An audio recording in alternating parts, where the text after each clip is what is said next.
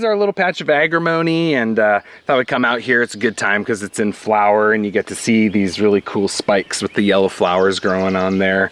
But yeah, so the Latin name of Agrimony, this is Agrimonia, Eupatoria.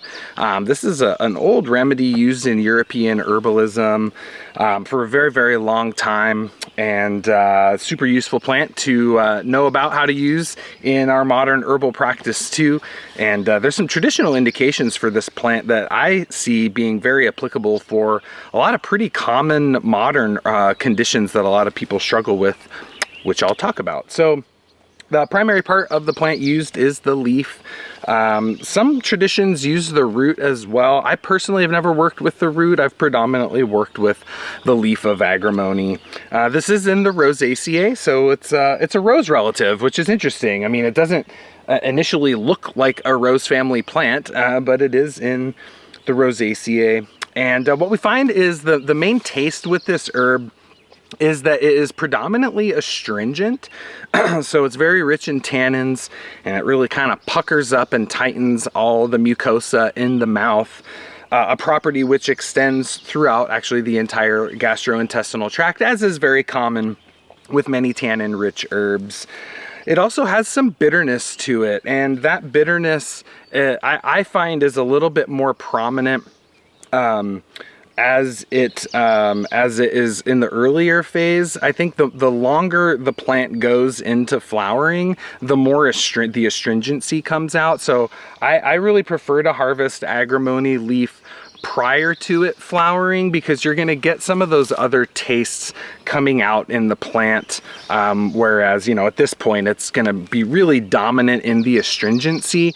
Earlier on you'll get a little bit more of that bitterness coming through, and then I find it to be slightly acrid in flavor as well.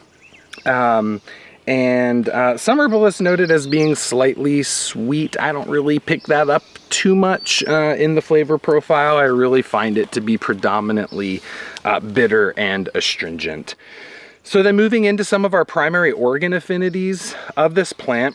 So as an astringent, right, we find that it has a distinct affinity for the mucosal membranes, and tightening and binding and drying and astringing those mucosa, and especially in the digestive system.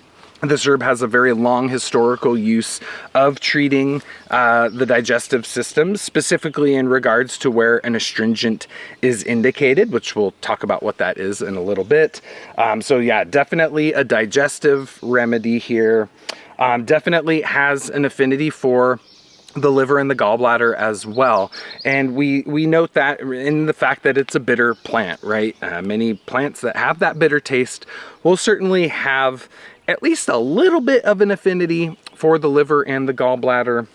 And this is confirmed too just with the color signature of the flower. It is very common for yellow colored plants to have liver gallbladder affinity. Of course, that's not always, but it is very common, right? We see that with dandelion, we see that with all of our yellow colored berberine rich roots like Oregon grape and golden seal and things like that.